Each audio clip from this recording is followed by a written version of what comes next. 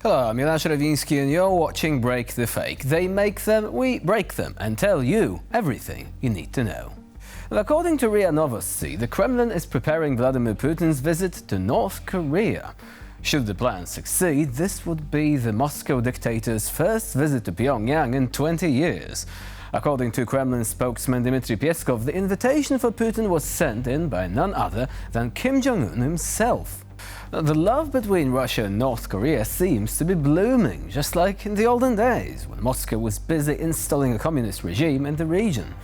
After the collapse of the Soviet Union, when Russia was cosplaying as a democracy before the international community, it renounced its once fraternal regimes in Cuba and North Korea. But once Putin finally decided to drown Ukraine in blood, there was no need for pretense anymore, and the relations between Moscow and Pyongyang moved to a whole new level, a bromance among dictators, if you will. Now, back in the day, it was Russia that sent its weapons to Pyongyang, making the North a menace to much of East Asia. Today, however, it's Putin coming to the Kim regime hat in hand, asking for artillery shells. How the mighty have fallen, one might say. Russia must really be jealous of present-day North Korea, by the way. The people over there seem to be obedient to a fault, and that's the idea that Putin is striving for. So, the Russian satrap decided to start sending Russian children for something in the vein of a boot camp to the Hermit Kingdom. The itinerary, you ask? Well, probably kissing the Kim family portraits, then working in the coal mines, followed by isolation at a concentration camp outside Pyongyang for bad behavior.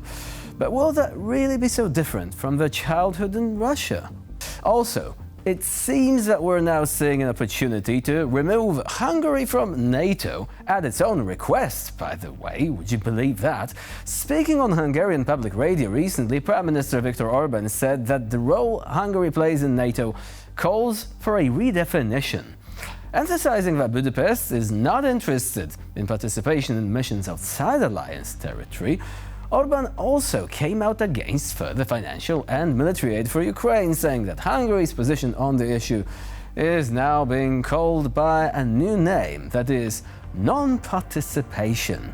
We're waiting to see how the situation develops. The Hungarians have full right to choose their own government, but they need to realize that with Orbán still at the helm, they are increasingly becoming a millstone around the neck of their once allies from NATO and the European Union. So if Budapest finally pulls the trigger on exiting NATO, few will lament the decision, and unofficial sources are saying that apparently Hungarian officers are asked to leave the room when the rest of the alliance countries want to discuss something classified. I mean, honestly, if you really want to go ahead with this, the CSTO awaits, at least for now, because Russia's failed attempt at NATO's evil twin seems to be in a state of gradual collapse. A bit brain-dead, Emmanuel Macron might have probably said. Now, the Council of Europe has approved a plan to use profits generated by frozen Russian assets to support Ukraine. Thanks to the EU decision, Ukraine is set to receive anywhere between 2.5 and 3 billion euros. The payouts will be made in 2 tranches, with the nearest likely to be scheduled for as soon as this June. So, finally some good news, right? Now, in response, Vladimir Putin signed a decree allowing Russia to confiscate assets of US companies and individuals to compensate for any Russian assets confiscated in the United States. And of course, our favorite Russian clown, Vlad Solovyov, has come out in loud support of this decision. But he wants to go even further and seize all European business in Russia. Let's take a look. Сегодня же Владимир Путин специальным указом разрешил изымать американское имущество и активы в качестве компенсации ущерба со стороны США. Весь бизнес немецкий, который здесь есть, должен страдать. Не только американский, который что, весь европейский бизнес. Решили поиграться с нами, решили своровать народное добро. Кто сюда инвестировал миллиарды? Все будут наказаны. Британия еще правит морями. Хуситам дать вообще все, что надо.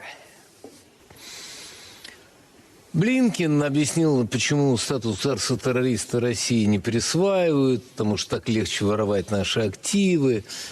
У русских все время сидят в студии умные люди, которые говорят, не надо использовать ядерное оружие. Поэтому сначала мы поставили джавелины, ничего не произошло. Кроме секты святого Джавелина. Мы стали поставлять 3 семерки, ничего не произошло. Хаймерсы, ничего не произошло, они не ответили. Мы им поставим все, танки пошли, они не ответили. Мы сейчас тогда давай что, по коренной территории будем долбить, да? А русские будут говорить, не, ну что, ради, ну что, из такого пустяка ядерное оружие, что ли, использовать? Не, ну нет. Вот когда по мавзолею прилетит ядрёная бомба американская, тогда выйдет русский мужик и нажмет кнопку, так что ли? Не прилетит тогда ядреная бомба. Правильно. Точно совершенно. Правильно, поэтому они будут терроризировать Ростов. Они будут терроризировать там, до сюда, куда смогут дотянуться. Разговор простой. Мы должны уничтожать, чертовой матери, все разведывательные структуры США в небе и в космосе, которые находятся и работают в интересах ВСУ. Вот и все. Ну, дело в том, что то, что работает вблизи наших границ, особенно в нейтральных зонах... Да плевать. Now, Solovyov must be still salty about those luxury pieces of real estate that got confiscated. One was at Lake Como, wasn't it? Nice place, isn't it? Anyway, the powerless mewling of propaganda master Solovyov is music to our ears. We'd like to ask the European Union, the US, and every NATO country for more decisions like these. Keep them coming. Russia keeps acting like a jealous, jilted boor recently. In one of his recent appearances, Russian propagandist Sergei Mardan was beside himself over Ukrainian Oleksandr Usyk becoming the undisputed world heavyweight champion in boxing.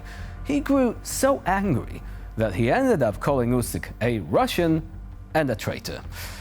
Now, this could imply that Russians actually think that the words traitor and Russian are like synonyms, but no, it seems we actually have a misunderstanding here. So let us listen to what Mardan actually had to say.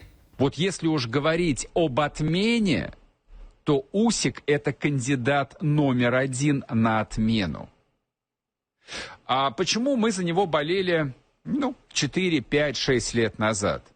Ну как? Во-первых, он уроженец Симферополя. Он русский человек, несмотря на украинскую фамилию. Он русский человек, потому что он русский по происхождению, он русский по языку, он русский по культуре, он, собственно, как бы дышал русским воздухом. Не найти ни одного отличия, которое бы делало Усика чем-то другим, чем мы. Усик – это типичный, абсолютно карикатурный предатель. Что он предал? Кого он предал? Он предал русский народ, он предал самого себя, он предал своих родителей, дедов-прадедов, предков, он предал веру, он предал церковь. Как вы думаете?